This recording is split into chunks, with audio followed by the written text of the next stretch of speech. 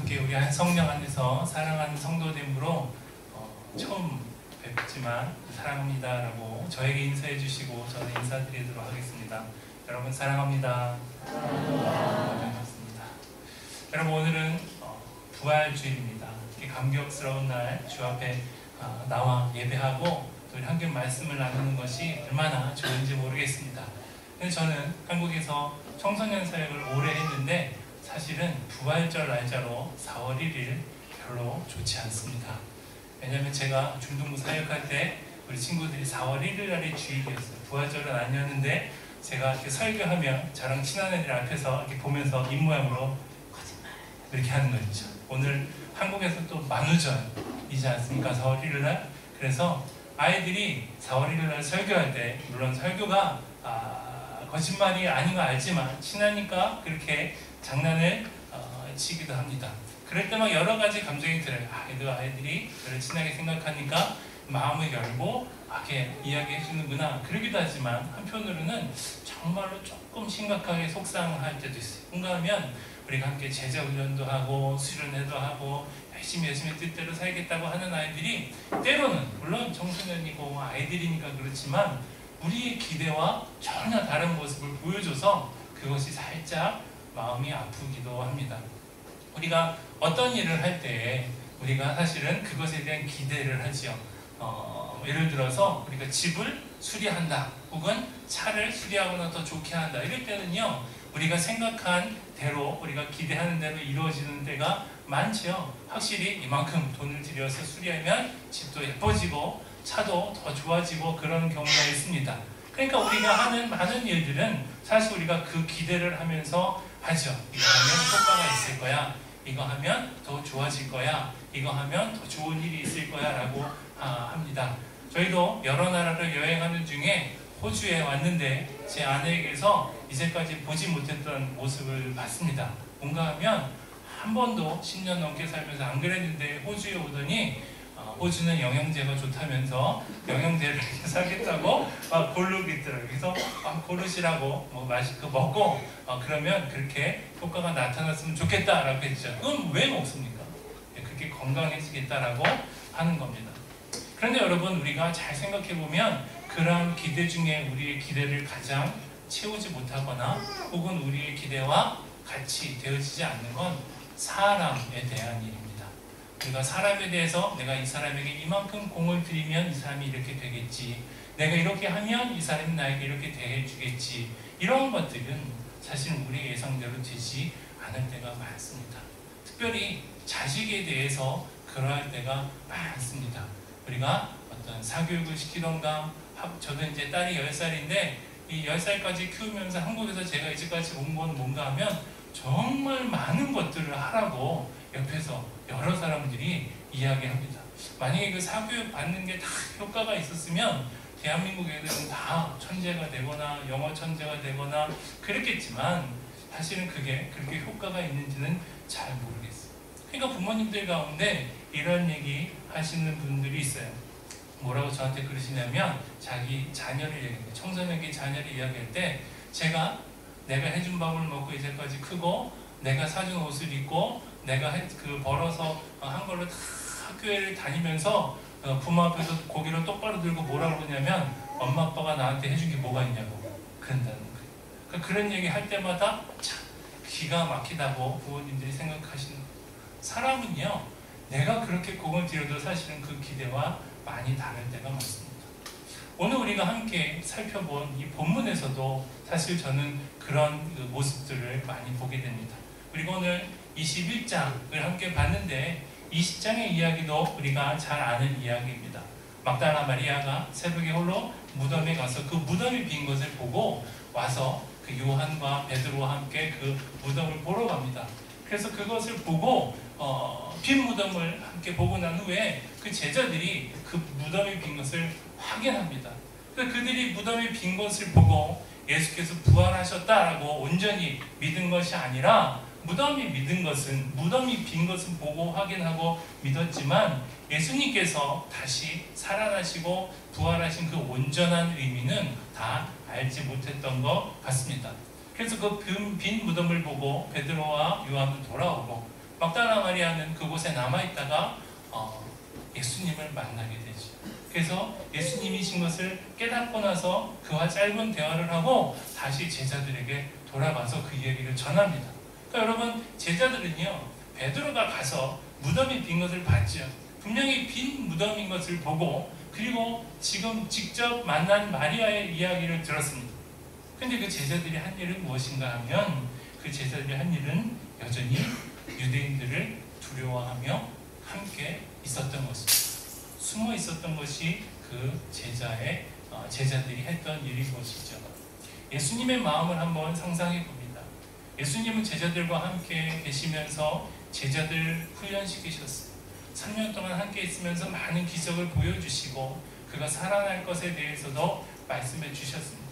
그래서 그가 고난당하는 것과 그가 죽는 것을 직접 그들이 보고 경험하고, 그리고 이제 빈 무덤을 보았습니다. 예수님께서 제자들을 함께 제자로 삼아서 있으면서 원하셨던 것은 무엇일까요?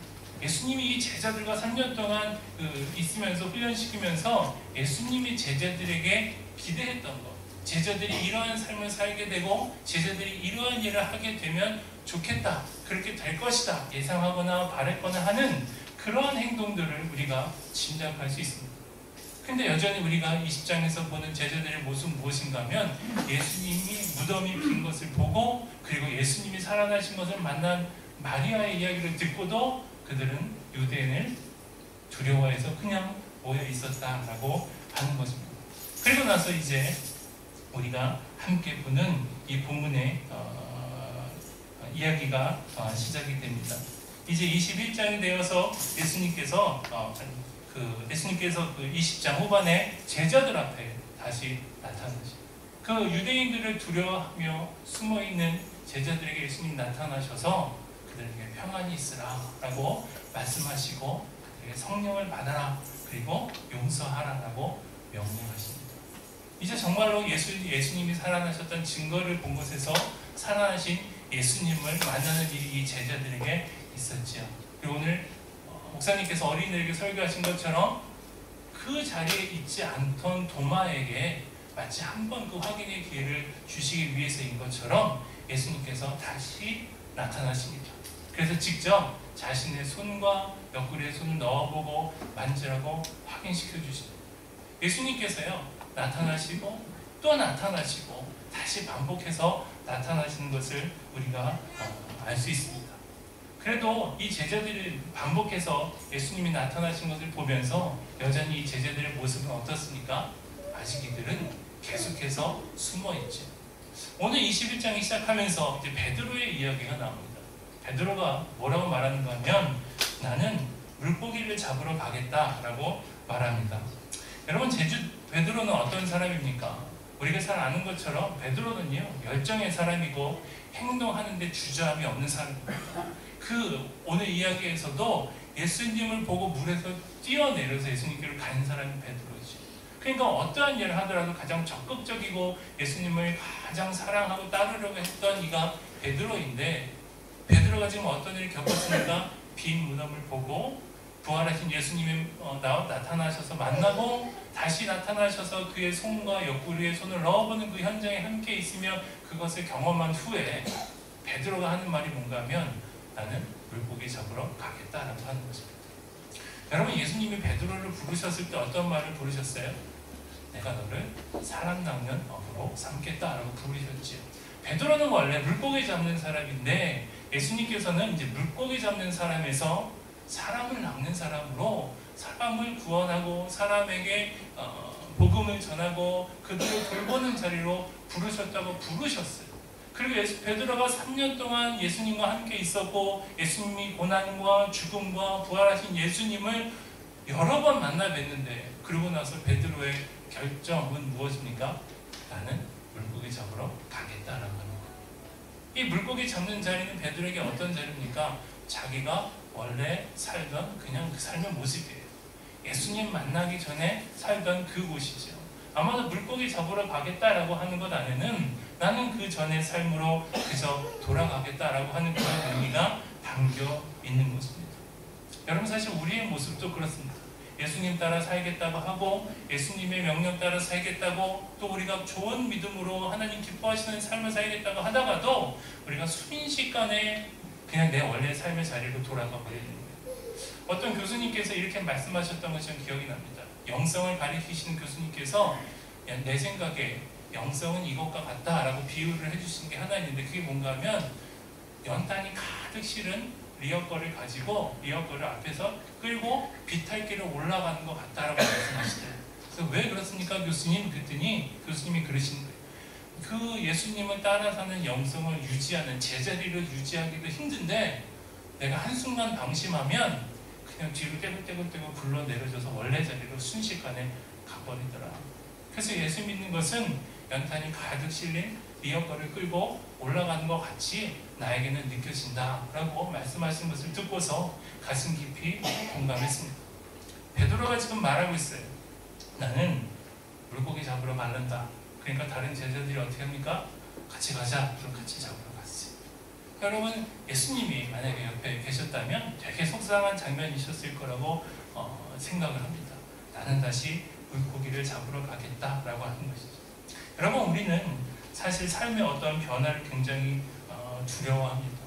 우리가 또 예수님을 따라 살겠다 결심하지만 우리가 방금 나눈 것처럼 원래 자리를 종종 돌아가기도 합니다. 여러분 부활절인데 예수님을 1년 안에 믿으신 분 아니신 분들은요 이번 부활절이 처음 부활절이 아닐 거예요. 부활절을 겪으면서 사실 우리가 어떤 생각도 하게 되냐면 올해도 또 부활절이구나 이런 생각하더라고요. 여행하면서 제가 올해 부활절 다른 해와 다른 부활절 한 가지 느낀 게 있습니다. 뭔가 하면 제가 뉴질랜드에 있다가 이곳으로 왔는데 마트에 가니까 토끼를 팔더라고요. 부활절. 그래서 저희 딸이 10살인데 너무너무 좋아하는 거예요. 그래서 핸드폰으로 그 초콜릿 토끼 사진을 한 1000장 이상 찍고 싶어요. 찍어라. 그럼 마트에 가서 우리 장 보는 동안 거기 앉아서 계속 그 사진을 찍고 너무너무 좋아해서 지금 굉장히 흥분해 있어요. 왜 그런지 아세요? 오늘 드디어 그 토끼 중에 하나를 사주기로 했거든요. 예배 끝나고 가서 마트에 가서 토끼 사준다고 했어요. 그러니까 막 오늘 아침부터 토끼 사는 것 때문에 굉장히 기쁘죠. 근데 호주에 처음 왔으니까 기뻐하겠죠. 얘가 만약에 내년에도 있고 그 후에 있었으면 별로 그렇지 않았을 겁니다. 주중에 어떤 분과 이야기하면서 그랬어요. 이번 주가 고난주간이지요. 이러다가 그분이 그러더라고요. 사는 게 매일매일 고난주간이라 매일매일 고난이라 별로 특별하지도 않아요. 이렇게 얘기하시더라고요. 사실 부활절에 만한 우리의 마음도 사실 그렇습니다. 매해 부활절이고 부활절은 우리에게 매년마다 다가오는데 이것이 우리에게 도대체 무슨 의미가 있을까라고 생각하게 되는 것이죠. 어쩌면 그 모습이요 베드로의 모습이랑 닮았다고 생각합니다. 우리가 교회 나오고 예배를 드리고 말씀을 듣고 여러 가지 신앙을 하나님 앞에 신앙생활을 잘하기 위해서 노력하지만 문득문득 우리가 제자리로 돌아가요. 나는 물고기 잡으러 가겠다. 나는 그 전에 살던 모습으로 가겠다라고 하는 것처럼 문득문득 돌아가는 때가 있죠.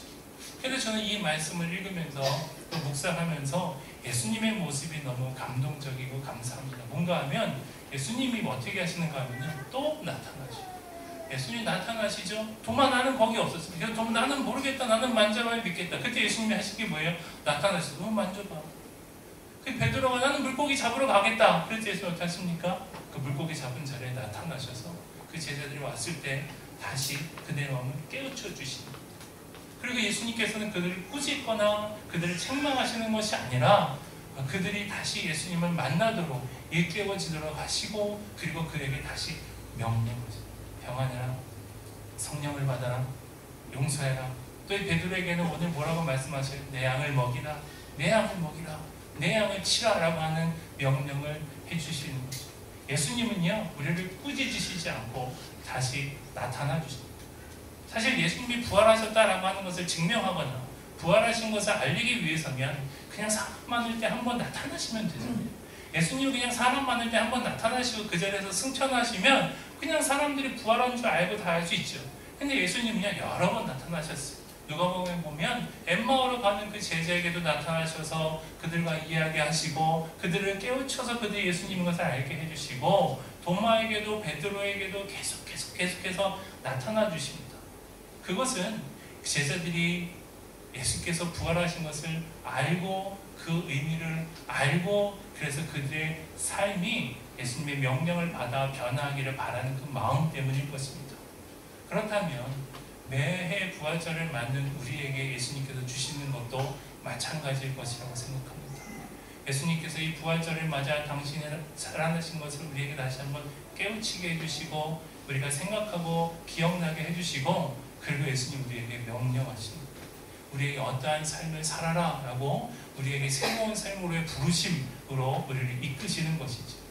그럼 여러분, 예수님께서 여러분에게 큰 은혜를 주시고 새로운 명령으로 여러분의 삶에서 부르신다 라고 하면 여러분 그것을 들을 때 여러분 마음에 어떨까요?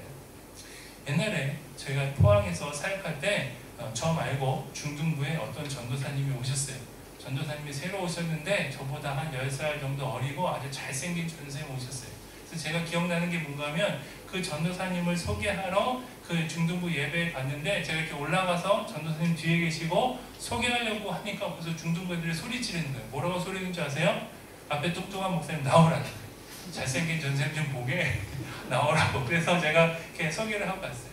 그 전사님이랑 애들이 처음 여름 수련을 했는데 애들이 너무 은혜를 받았어요.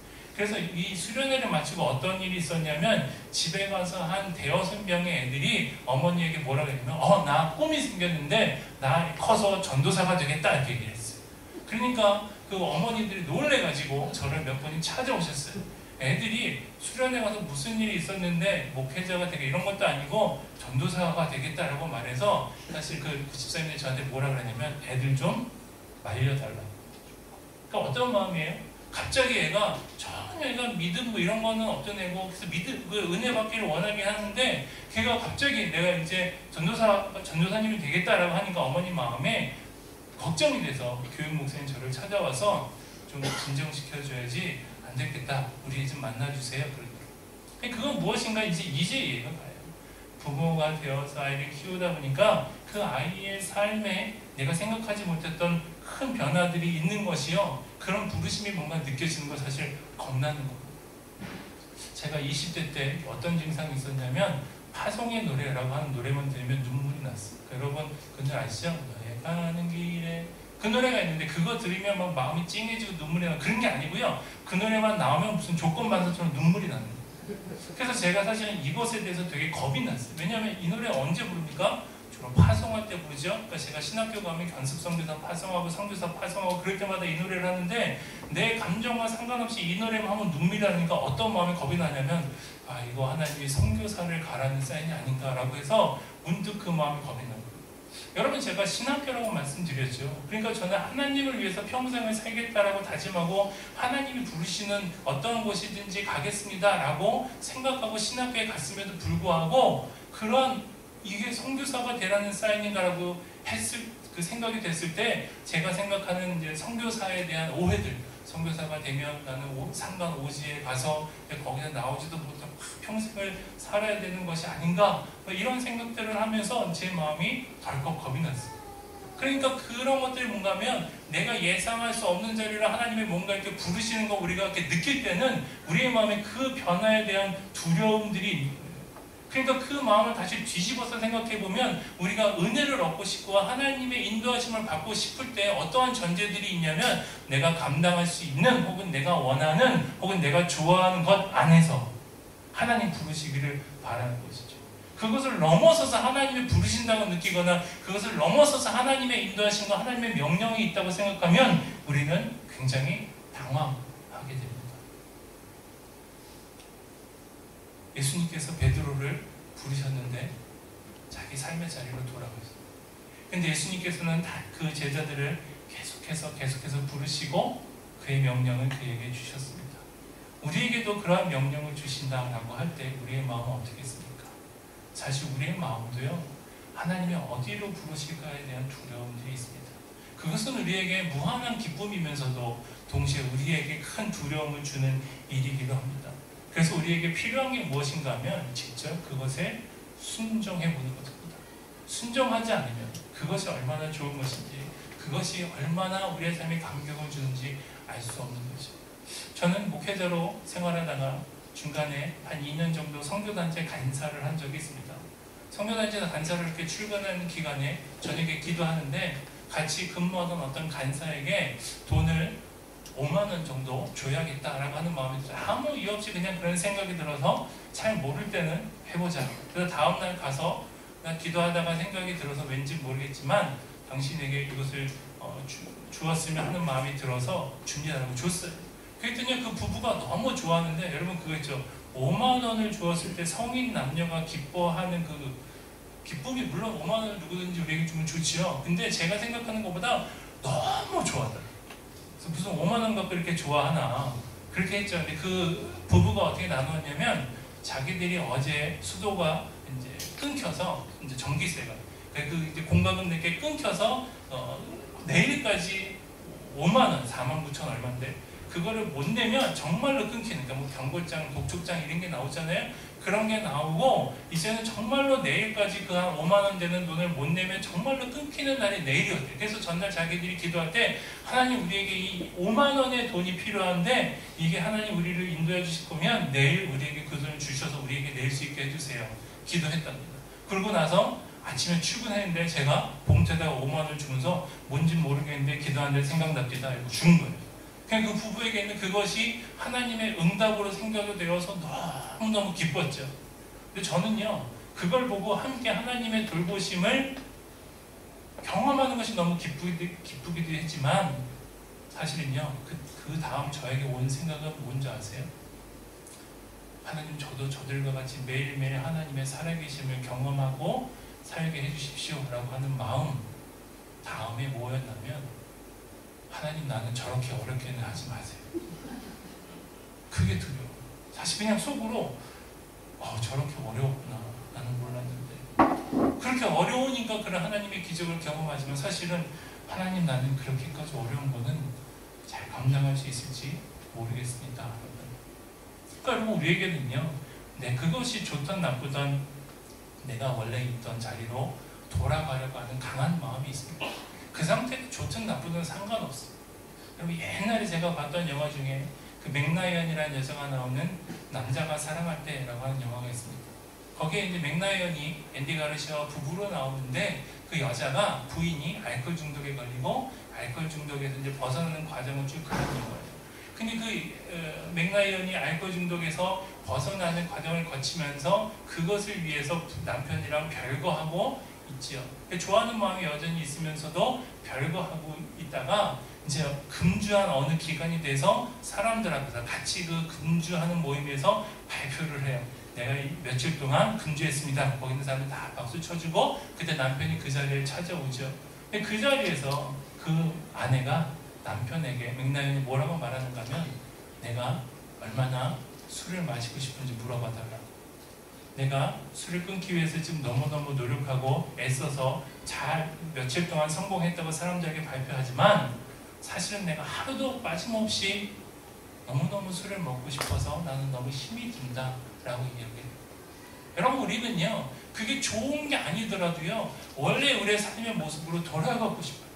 그래서 내 삶에서 벗어나는 건 두렵고, 그 삶에서 벗어나 있을 때에도 다시 원래의 모습으로 돌아가고 싶은 것이 우리의 모습이지.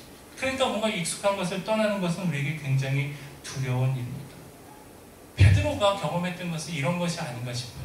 자신이 익숙했던, 오랫동안 살았던 삶의 자리로 돌아가는 거예요.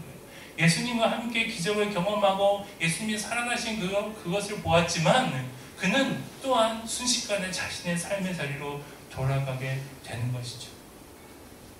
그러나 우리가 예수님이 하신 그 행동을 생각하며 똑같이 예수님이 우리에게도 행하실 것을 기억했으면 좋겠습니다. 우리도 베드로처럼 삶의 원래의 자리로 돌아갈 때가 많이 있습니다. 내가 하루는 정말로 경건한 사람처럼 살지만, 그러나 나는 또 너무나도 천박하고 너무나도 죄악되고 너무나도 악한 모습으로 살아갈 때가 있지요. 그러나 예수님께서 또 찾아오시는 거예요. 도마에게 만져봐라 라고 하시는 거죠. 베드로에게 가서 이리 와서 이 생선을 먹어라 라고 말씀하시는 것처럼, 예수님께서는 또 나에게 오셔서 나에게 또 격려해 주시고 명령해 주시는 것이죠. 그 예수님이 오늘 이 부활절에 우리에게 말씀하신다고 저는 믿습니다. 여러분, 우리에게 있어서 부활은 무엇입니까? 예수님은 왜 죽으시고 왜 부활하셨습니까? 예수님은요, 우리의 가장 큰 문제를 해결하신 거예요. 예수님께서 친히 죽으심으로, 그리고 그 죽으심을 부활로 승리하심을 보여주시면서 더 이상 죽음이 우리를 죽게 할 수 없습니다. 더 이상 그 육체의 죽음이 우리를 영원한 죽음으로 끌고 갈 수 없음을 보여주셨습니다. 여러분, 예수님께서 죽음의 문제만 하나 보여주신 게 아니고요, 죽음의 문제를 해결해 주심으로 사실은 우리의 삶의 모든 문제가 해결되는 것을 친히 보여주셨습니다. 여러분, 제가 여러분 만나기 전에 멜번에 있을 때 차를 딱 이틀을 렌트를 해서 멜번의 그레이트 오션 로드가 좋다고 해서 운전하고 1박 2일 동안 갔다 왔습니다. 잘 갔다 왔는데 드디어 이제 두 번째 날 밤에 다 갔다 와서 멜번 시내에 들어왔어요. 졸리기도 하고 약간 긴장이 풀리기도 하고, 그래서 비몽사몽간에 뭔가 쿵 소리가 나서 정신을 차려보니 뒷차랑 부딪혔어요. 내가 잘못했는지 모르겠는데 뒷차 사람이 내려서 저한테 영어로 막 뭐라 그러는데, 요지는 네가 잘못했다. 그래서 제가 어떻게 할 수가 없어서 알았다라고 하고 경찰이랑 통화를 하고 다음날 차를 반납하러 갔더니 그 직원이 웃으면서 괜찮다, 너는 저기 네가 잘못한 게 맞으니까 돈만 내면 돼, 그러면서 $4,500를 긁어가더라고요. 근데 여러분, 제가 1년 여행을 계획하면서 사실은 제가 그 전에 아내에게 되게 못된 짓을 했어요. 뭔가 하면 필리핀에서 아내가 1,000원짜리 컵을 깼는데 제가 아내한테 뭐라 그랬거든요. 여행 이렇게 하다가 부주의해서 그렇게 컵 깨트려서 우리가 배상하게 하면 어떡하냐. 그래서 1,000원짜리 컵을 깨고 아내가 이 블라인드 10,000원짜리를 깼는데 제가 아내한테 막 뭐라 그랬어요. 안 그래도 여행 경비도 모자라는데 이런 거 막 망가뜨리고 그러면 어떻게 하느냐 그랬는데 제가 한 방에 4,500불. 그런 다음에 제가 어떤 마음이 들었냐면, 그 여행할 때 이제 돈을 아끼기 위해서 제가 했던 뭐 그런 것들이, 뭐 주유할 때 6센트 싸게 하려고 어디 찾아가고 마트에 가서 이렇게 꼭 이렇게 싼 거 붙으면 그거 사려고 했는데요, $4,500을 내고 나니까 어떻게 되니까 어떤 마음이 드냐면, 다 소용없다. 이거 아끼면 뭐하나. $4,500 한 번에 팍 긁으니까 내가 참 바보. 그래서 그 뒤에는 잠깐 며칠 동안 먹고 싶은 거 먹어 이렇게 하고.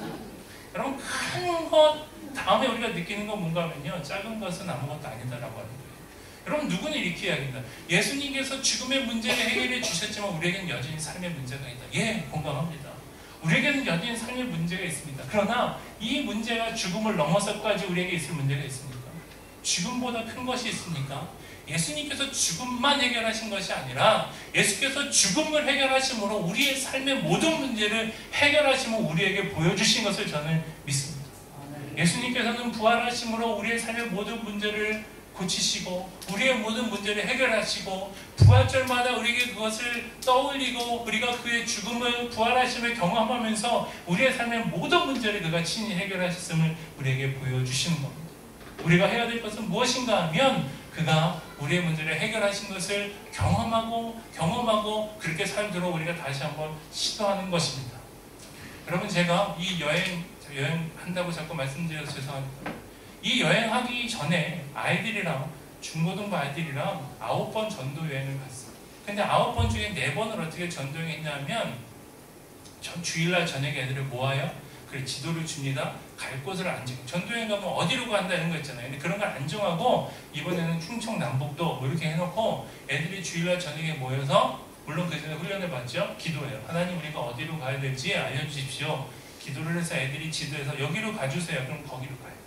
그러니까 그날 잘 때도 어떤 사역할 것도 정하지 않고 가는 거예요. 그 대신 우리가 무엇을 많이 하냐면 많이 기도해요. 예배하고 기도하고, 또 길거리에서 전도할 것도 훈련하고 공연 연습하고 1대1로 전도할 것도 연습하고. 그럼 애들이 물어봐요. 이번에는 어디로 가요? 목사님, 나도 몰라.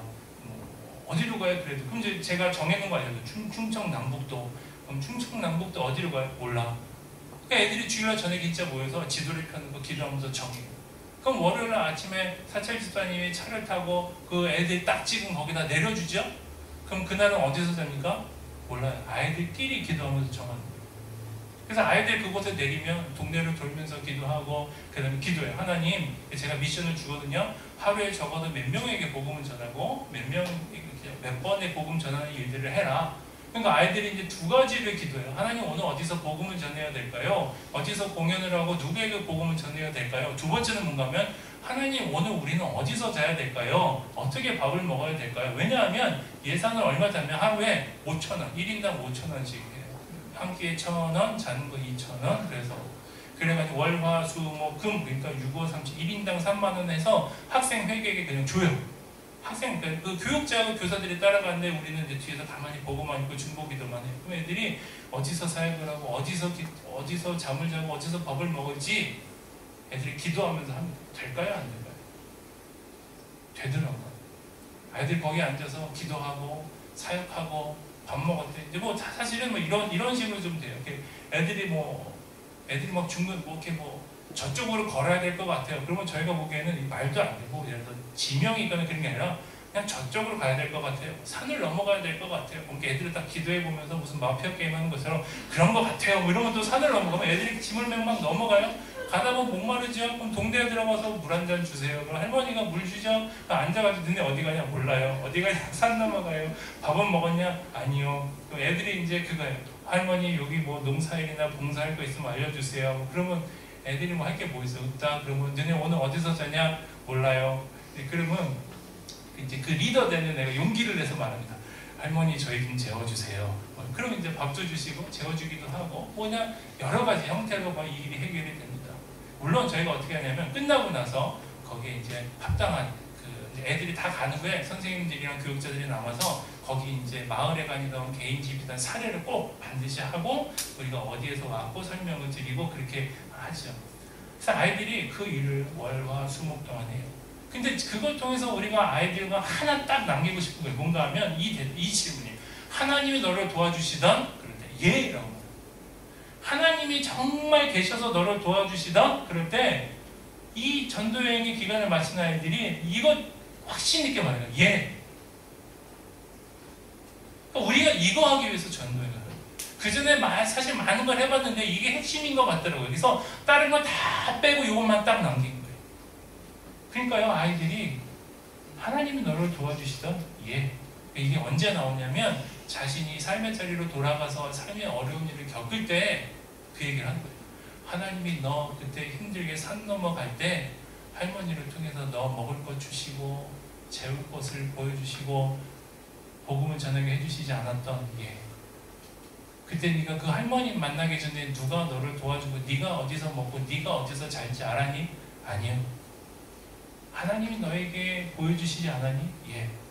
그때 같이 우리에게는 하나님 지금도 보여주실 거야.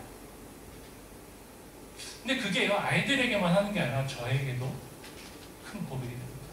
하나님이 나를 인도해 주실 것이다.